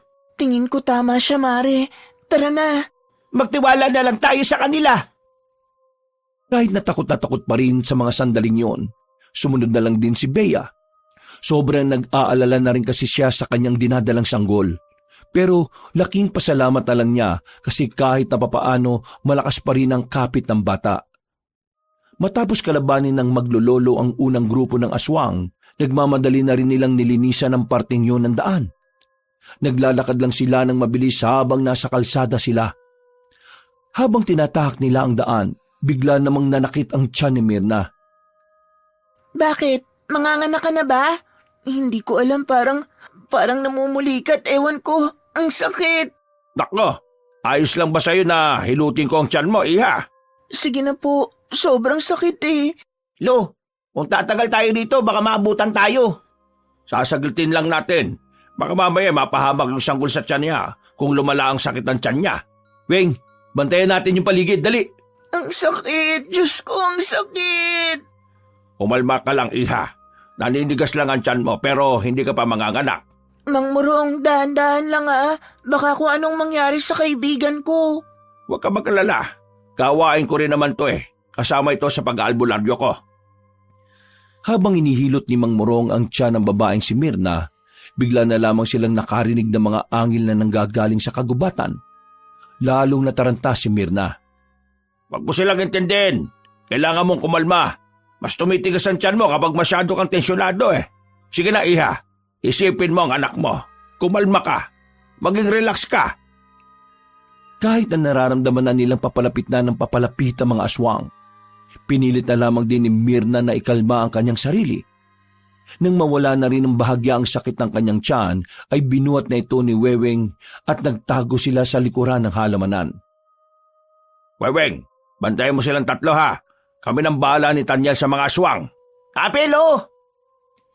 Ilang sandali lang, nakita nilang dumating na rin ang mga aswang. Hindi nagdalawang isip pa ang maglolong Murong at Nathaniel. Lumabas na rin sila sa kanilang pinagtataguan. Sa puntong yon, nakausap na rin nila ang lalaking aswang. Ang lalaking tila pinuno ng mga aswang na yon. Huwag kayo makialam dito! Hindi kayo kasali rito! Ano pinagsasabi mong hindi kasali? Kontra na kami sa inyo kahit na hindi pa namin sila kilala. Kaya kasali kami rito. Kung ayaw nyo mapahamak, hayaan nyo makuha ko yung 2 buntis. Umalis kayo sa daraanan ko. Sa tingin mo, haharap kami rito kung takot kaming mapahamak, iho. Huwag mo akong tinatawag na iho. Hindi ako bata. Tignan mo, ako ang pinuno nila, oh. Wala akong pakalam kung sino pa ang pinuno ninyo. Basta ngayong gabi, tutugisin namin kayo. Kakampi nyo ba ang inkantong nasa bahay nila? Sinasabi ko na nga ba pinagtutulungan nyo ako Kakampi? Pareho lang kayong kampo ng kadiliman Kaya bakit kami kakampi sa inyo? Pareho namin kayong papaslangin lang hindi na kayo makapanggulo pa ng ibang tao. Hoy, tanda! Sinasabi ko sa'yo, umalis ka sa daraanan ko. Huwag ka nang makialam. Baka rayumahin ka pa. Kabisado ko na ang ugali ng mga aswang na madadaldal. Ang mga kagaya mong matalak, mahihina. Yung mga sinasabi mo, kami dapat na nagsasabi niyan Kung ayaw mong mawala sa mundong ito, umalis ka na sa daraanan namin. Masyado ko'y matatapang Akala niyo siguro siya mambuhay niyo Pwes, wala akong pakialam. Mamamatay kayo ngayong gabi. Nung mga sandaling yon, ay nakita na lamang nilang nagbabago na ang anyo ng lalaki. Sa puntong ito naman, inilabas na rin ni Nathaniel ang anting-anting nito na kumikinang. Biglang nagliwanag ang buong paligid. Bagay na ikinamangha ng babaeng si Bea. Para kay Bea, sobrang cool na makita ang lalaking si Nathaniel na hawak ang anting-anting. Dahil dito, naniniwala na siya na may mga kapangyarihan nga ang sinasabi na maglolo na anting-anting. Lumusob ang mga aswang. Pagkagupit pa lamang ni Nathaniel ng itak, malakas na hangin agad ang nalikha nito. Talsikan ng mga aswang. Sa ikalawang paglusob ng mga nilalang, si Mang Murong naman ang gumawa ng hakbang. Naglabas ito ng plauta. Nang patugtugin ito na matanda, tila na nakitang tenga ng mga kalaban nila. Dahilan para makakuha ng tamang pagkakataon si Nathaniel na tapusin ang mga yon. Dahil sa anting-anting, mabilis ang pagkilos na nagawa ng binata. Hindi na namalayan ng mga aswang ang kanyang galaw. Pinagpapapas lang niya ang mga aswang gamit ang kanyang nagliliwanag na itak. Wala pang 5 minuto, nakabulagta na ang mga yon. Lola, bakit ganun yung itak niya? Ano nangyayari dun? Ako na ang sasagot. Ang itak ni Nathaniel ay konektado sa anting-anting na suot niya. Ibig sabihin, yung kapangyarihan ng anting-anting ay nagpupunta rin sa itak. Ang itak na yun may kakaibang lakas, talas at gaan, na kapag hinagupit ng nagmamay-ari, kakaibang puwersa din ang nagagawa. Grabe, hindi ko inakalang totoo rin pala ang mga anting-anting na yan. Naniniwala na nga kayo sa engkanto sa anting-anting ngayon lang. Sabay-sabay silang napalingon nang marinig nila ang malakas na angil ng aswang. Naglalaway niya ito na parabang asong nababaliw. Hinandaan na rin ni Nathaniel at Mang Murong ang kanilang sarili. Hindi nila mamalitin ng kalaban nila dahil alam nila na ang mga aswang ay may kakaiba ring lakas. Sige, bigyan niyo ako ng magandang laban bago ko makuha ang 2 buntis na yon. Mangarap ka ng tulog. Gumapang na mabilis ang aswang. Tumatawa-tawa pa ito na parabang masayang-masaya ito sa nangyayari. Pagkalmot nito kay Mang Murong, tinamaan ng matanda sa braso. Mabuti na lamang ay mabilis din si Nathaniel kaya nakatugon agad ito. Hinagupit niya ang aswang ng kanyang itak. Sa bilis ng kanyang kilos ay hindi na nakailag pa ang kanilang kalaban. Tinamaan na niya yon sa balikat, pero parang hindi naman yon ininda ng aswang. Patuloy pa rin ito sa pag-atake. Hanggang sa tuluyan nang tinamaan si Nathaniel at mabuti na lang din ay daplis lang ito. Ano? Kinakabahan na ba kayo? Bakit parang bumabagal kayong dalawa? Kasi meron na kayong tama. Mahihinang nila lang.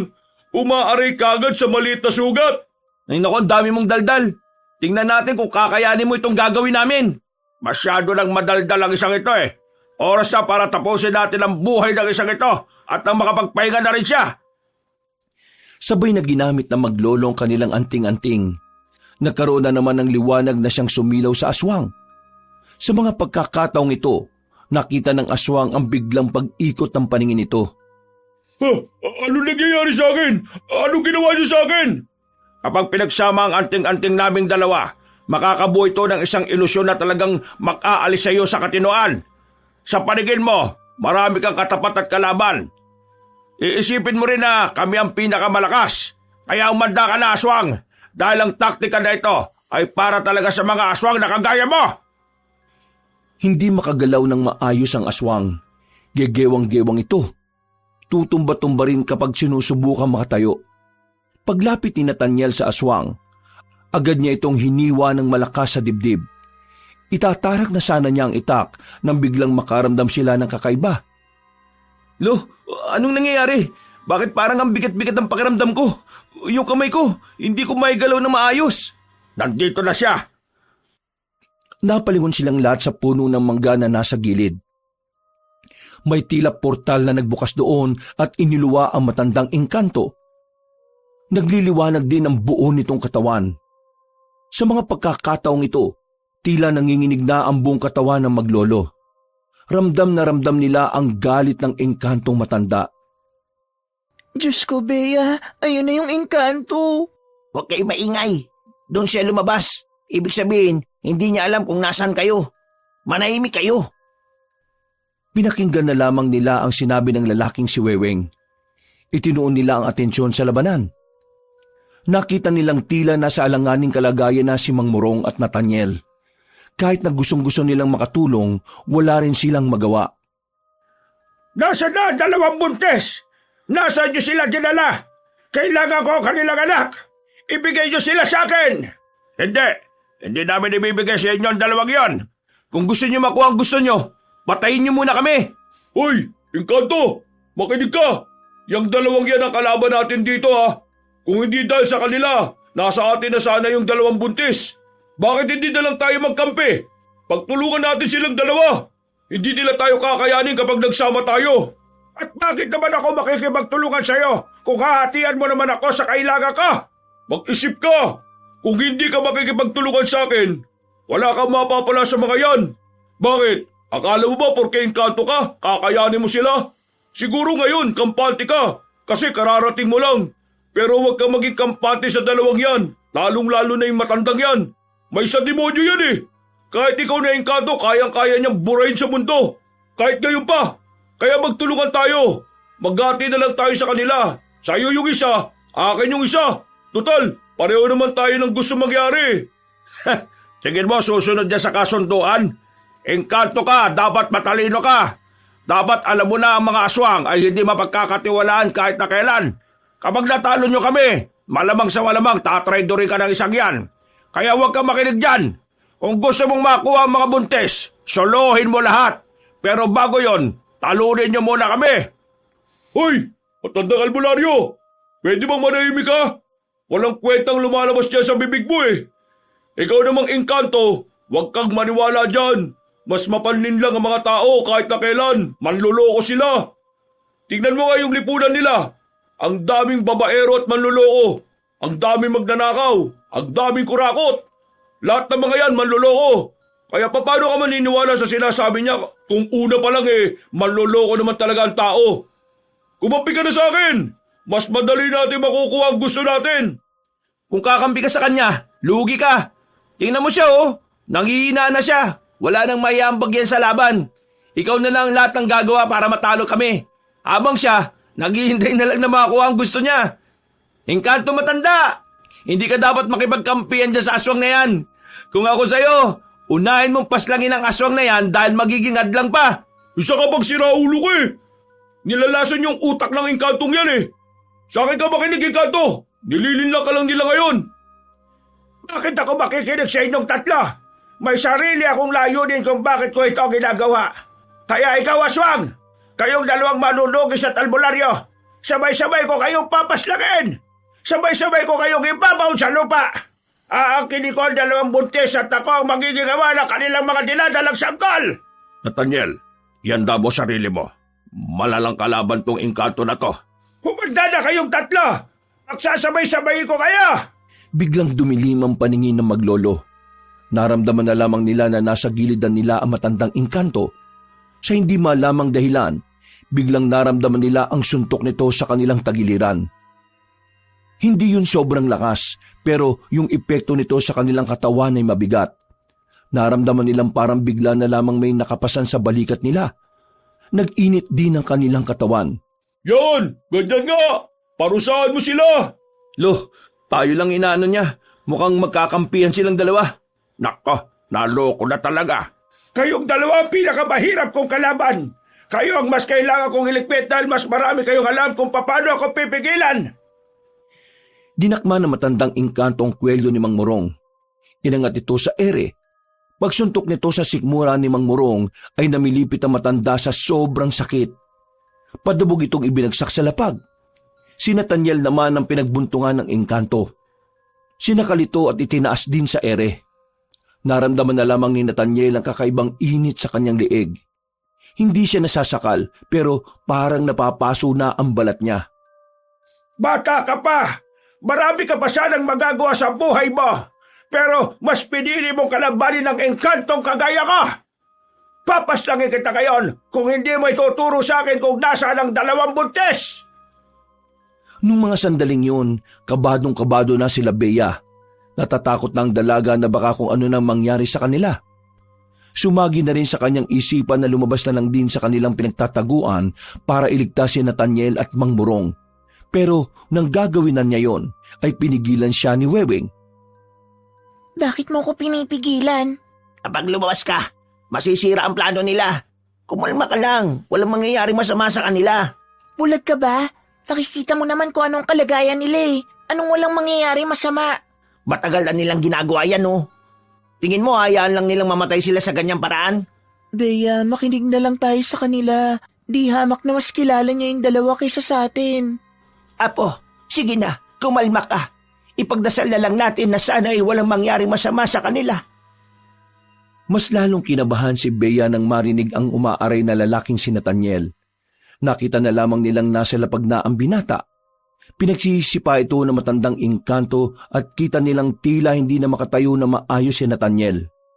Sasabihin mo ba sa akin kung nasaan sila o tatanggapin mo na lang ang kamatayan mo? Tatanggapin ang kamatayan?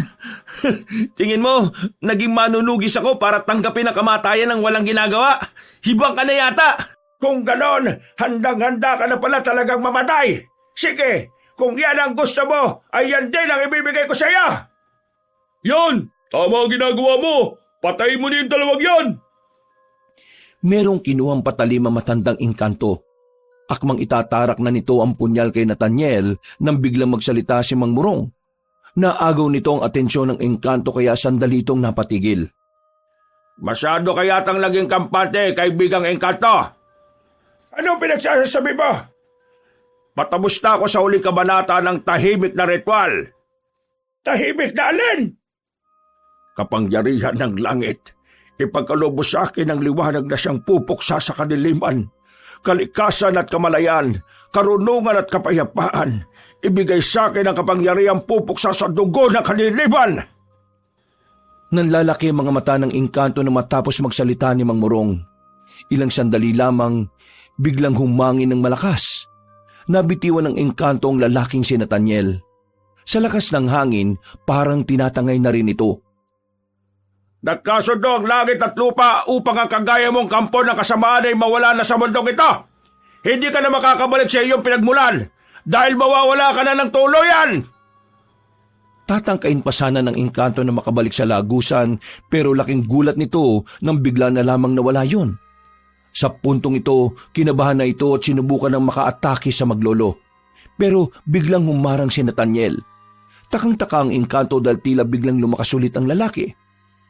Masyado ka nagpapaniwala na kaya mo ko, no? Pwes, para sabihin ko sa'yo, nahulog ka lang sa palabas namin. Napaypay ka na kanina! Oo, kasi yun ang pinakita ko sa'yo. Kahit hindi naman totoo, nagpanggap lang ako. Hinugot ni Nathaniel ang kanyang itak at saka itinarak sa dibdib ng engkanto. Maya-maya pa, inilabas na rin ni Mang Murong ang botelya na parang kasing haba at kapal lang ng hinlalaking daliri. Ginamit naman ni Nathaniel ang kanyang anting-anting. Naglikha na naman ito ng malakas na liwanag. Kasabay ng hangin, unti-unting hinigop ng botelyang engkanto matanda. Nang mawala ang liwanag at hangin, nawala na rin ang engkanto. Naipasok na ito sa botelya. Inilipag ni Mang Murong ang botelya sa lapag at saka inapakan para basagin. Engkanto ka lang! Anak kami ng liwanag! Nagawa natin, Lo. Magaling! Mahusay ka po! Pero nawala yung aswang. Nakatakas siya. Kailangan ko siyang hanapin. Huwag na muna. Mas kailangan natin makapagpahinga, lalong-lalo na ang 2 buntis na kasama natin. Nang masigurong wala ng panganib, lumabas na rin sila Bea at nilapitan na maglolo. Nakahinga na rin sila na maluwag. Nawala na rin ang kanilang pagkabahala. Mabuti naman at ligtas na kayong dalawa. Hindi na tayo susundan ng aswang. Wala na rin ang engkanto. Kaya makakauwi na tayo. Kailangan na lang natin maghintay ng dadaan. Kung wala tayong magagawa. Maglalakad tayo papunta sa amin. Sandali lang, gaano po ba kalayo yung sa inyo? Baka hindi namin kayanin ni Bea. Huwag ka mag-alala. Nandiyan naman si Weweng at Nathaniel. Bubuhatin nila kayo. Doon naman, alam mo namang hindi kami magkasundo ng isa dyan eh. Hindi ako papabuhat kung yan lang din naman. Pambihira naman kayong dalawa, oh. Nalagay na nga sa langanin ng buhay ng lahat nag-aaway pa rin kayo. Kung yan lang naman ang problema ninyo, madali lang yan solusyonan. Weweng, ikaw ang magbuhat dito kay Bea. At ikaw naman, Nathaniel, ikaw dito sa isang buntis. Sige na, wala na tayong magagawa. Tiisin nyo na lang ang isa't isa. Ipasan nyo na ang 2 buntis na yan at nang tayo lalarga na. Sinimulan na nila ang paglalakad. Sa loob ng halos 15 minutong paglalakad nila ay meron na rin silang nasakyang truck. Madaling araw na nang makarating na rin sila sa bahay nila Mang Murong. Nang mga sandaling ito ay nakampante na rin ang kalooban ni Bea. Pasensya na at hindi kalakihan ang bahay namin ha. Pero yung isang silid sa taas, yun na lang ang gamitin yung 3 dahil mas malawak yon. Wag mo muna kaming intindihin. Si Weweng na lang ang bahala sa amin. Kayong dalawa gamutin nyo muna yung mga sugat ninyo at baka ma-infection pa yan. Maya-maya lang din, nagtungo na rin sila sa kanilang kwarto. Ginhawa ang kanilang naramdaman nang sa wakas ay makahiga na rin sila. Hinihimas ng 2 buntis ang kanilang tiyan. Sa lahat ng nangyari, humahanga sila sa anak nila dahil kahit nakakaunti, hindi nagparamdam ng pagbitaw ang 2 sanggol. Para kay Bea, isang malaking himala ang nangyayari. Kung ibang buntis ang nasa kalagayan nila, marahil nawala na ang anak nito. Mauna na ako matulog sa inyo ha. Masakit na naman kasi ang ulo ko Nung nakaraan pa ako walang maayos na tulog. Huwag na kayong papaabot ng umaga. Stress na kayong dalawa. Baka mamaya makaapekto na yan sa anak ninyo. Sige po, La. Maya-maya matutulog na rin naman kami ni Myrna. Papaantok lang po kami. At saka mahihirapan din po kasi kaming matulog tuwing pipikit kami. Pakiramdam namin bigla na lang may aswang nalalabas Hindi dinadalaw ng antok ang 2 buntis ng mga sandaling yon. Hindi nila maiwasang maging tamang hinala sa kanilang paligid.